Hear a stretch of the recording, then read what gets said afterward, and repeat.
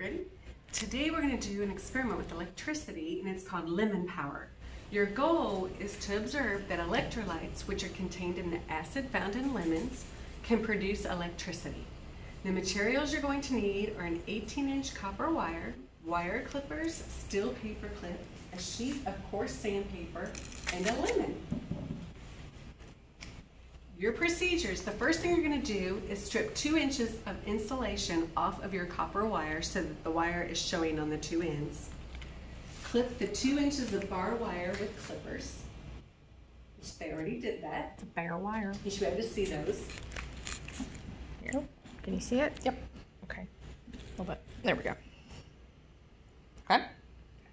Number 2, straighten out the paper clips and cut about 2 inches of the straightened steel wire.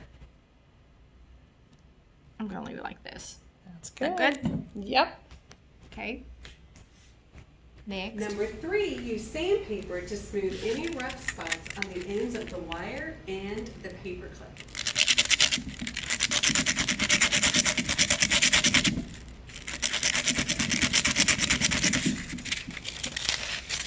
All right. Looks good. Okay. All right. And the wire? I don't need to do this, do I?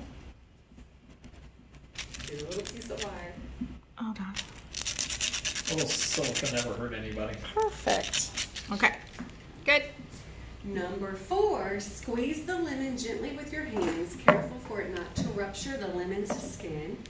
You may also roll the lemon like Miss McNabb is doing on a table, applying a little pressure as you do so. To get the most juice flowing. Good. It's breaking up those little juice packets on the inside of that lemon. Love it. Smells good. It does smell good. Number 5, push the pieces of the paper clip and the wire into the lemon so they are as close together as you can get them without them touching.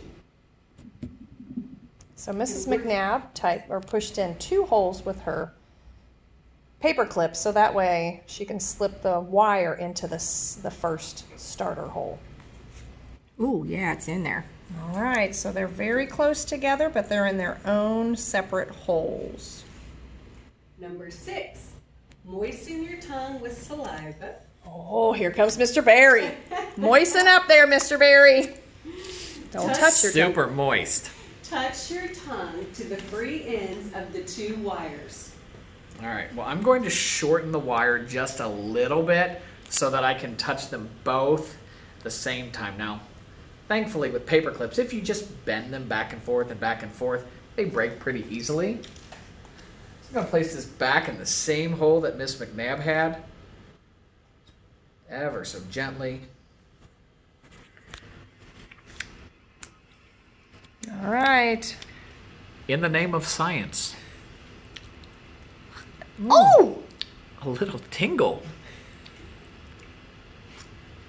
I feel it. Now, I would not, normally I would say, would you guys like to try? But COVID, guys. Or any other time. Or really any other time. That's kind of gross to be passing around. So, Are you good? one thing I need you guys to understand is the electricity is not in the lemon. Nope. There's no electricity in this lemon. But when I touch these, I feel the electricity coming through. So what's really happening? Well, if I were to ask you, like, why electrons flow from one metal to another, there's a pretty good chance that I'd either have you stumped Yep. or you'd be wrong. Oh. So what's really happening is that what we've created is this electrochemical cell. Say it again. An electrochemical cell, which is really just a fancy way of saying a battery. And batteries need 3 things. They need 2 electrodes, represented here by these 2 metal pieces, and an electrolyte. So an electrolyte is something like that citric acid fluid that we have in here. So what happens is one of our electrodes has to have a stronger desire for electrons than another. And we call that in chemistry a higher electronegativity. Right? Fancy big words. Woo! So the metal that wants electrons is called a cathode. And here, that is our copper. I see it. The metal that is giving up electrons, we call our anode. And this metal here is actually like steel and is coated with zinc. So zinc is less electronegative than our copper, which wants more electrons. So in this citric acid electrolyte substance, the electrons are able to flow freely from this anode here to the cathode over here. And so we get that sensation of electricity. If we were to link enough anodes and cathodes up across our lemon, or we had a series of lemons with cathodes and anodes, we could actually power small light bulbs. What? If you had an entire tree of lemons, you might even be able to power a big light bulb. They're not great batteries, but you can get the electrons to move between your anodes and your cathodes if you try this experiment at home. Now, you're going to have to answer 2 questions on today's Science Lab worksheet.